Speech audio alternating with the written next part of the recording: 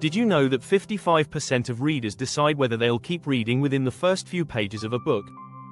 That means your opening has a few seconds to make an impact. So, if you think it's okay to ease into your story slowly, think again. In fact, research shows that 64% of readers won't even finish a book if the first chapter doesn't grab them. But here's the kicker: you don't need to write a perfect masterpiece to catch their attention. A simple, bold first sentence can be enough to pull them in. Ever heard of the book The Hunger Games? It opens with the line, "When I wake up, the other side of the bed is cold." That's it. But it's enough to make you want to know why, right? In this video, we're going to walk through 6 easy-to-apply tips that will make your story's beginning impossible to ignore. We'll talk about how to hook your reader instantly, how to set the scene without dragging, and why conflict is your best friend from the first page. Plus, you'll learn how to introduce characters in a way that makes them unforgettable. So stick around, because by the end of this, you'll know exactly how to write a story opener that doesn't suck. Chapter 1. Hook, M. Don't bore, M. The power of the first line. A great story often starts with a line that demands attention. Think about how many books you've put down after a lackluster first sentence. According to a 2018 survey by Goodreads, 59% of readers say they decide if they'll keep reading within the first few pages. That's a lot of pressure. The goal here is to make that first sentence punch. Start with something that instantly raises a question or sparks curiosity. It doesn't have to be fancy, just intriguing. Take The Hunger Games, for example. Suzanne Collins opens with, "When I wake up, the other side of the bed is cold." Simple, yet it immediately sets the tone for an intense, emotional story. First lines are your handshake with the reader. Make it firm, not flimsy. If you begin with something that feels too safe, you might lose your audience before they even get started. The key is to promise something exciting. Whether it's a shocking statement or a quiet moment with hidden meaning, the first line should plant a seed that makes the reader want to keep digging.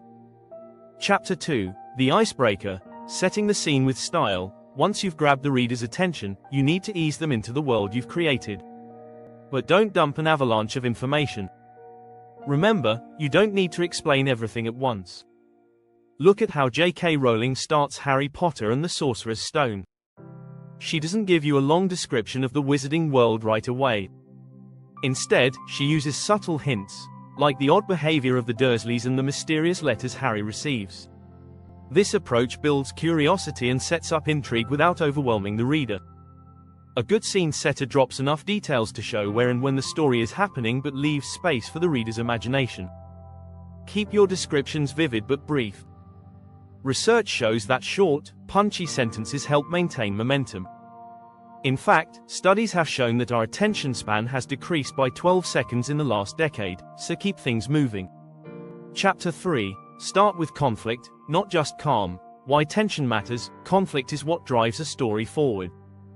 If your opening scene is too peaceful, it risks boring your reader. Think about The Great Gatsby. Fitzgerald starts with a scene full of tension and unspoken drama. The relationship between Nick Carraway and his enigmatic neighbor, Gatsby, is layered with both intrigue and emotional weight. Conflict doesn't mean a battle right away. It could be an inner conflict, a moral dilemma, or even a seemingly small moment of tension. Studies in narrative psychology suggest that readers are wired to respond to challenges, whether external or internal. This doesn't mean you need a car chase or fight scene, but tension, big or small, keeps the reader engaged. The secret is making the conflict feel real. If readers see something at stake in the very beginning, they're more likely to invest in your characters and plot. If you're enjoying these tips, don't forget to hit subscribe so you don't miss the next chapter. We've still got more to go, and you'll want to catch every tip. Chapter 4. Characters that pop.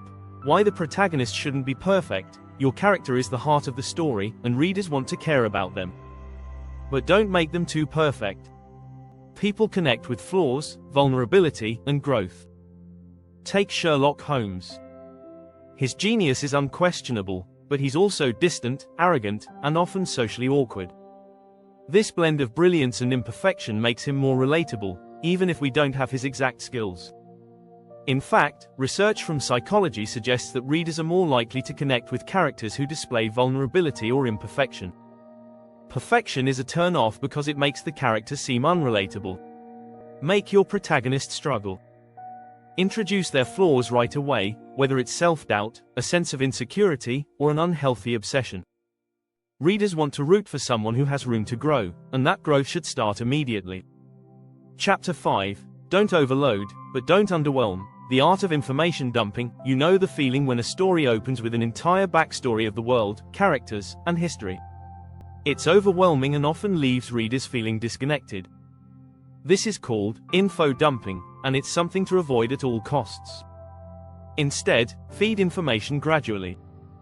Introduce your world and characters naturally, piece by piece. Think about The Martian by Andy Weir.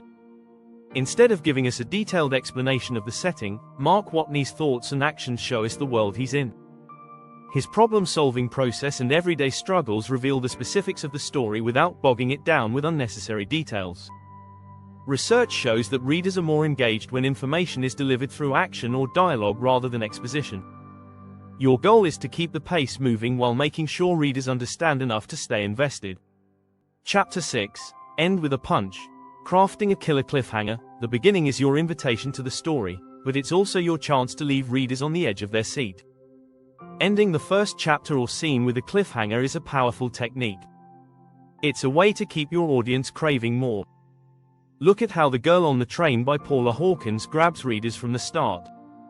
The opening chapter leaves questions hanging. Who is this woman, and why is she so obsessed with the train? Ending with a punch doesn't have to mean a life or death moment. It could simply be an unanswered question or an unexpected twist. A cliffhanger works because it taps into human curiosity. According to research on narrative suspense, we are wired to want resolution, and leaving something unresolved pulls readers back in. The trick is to balance the cliffhanger with enough intrigue to make them need to keep reading.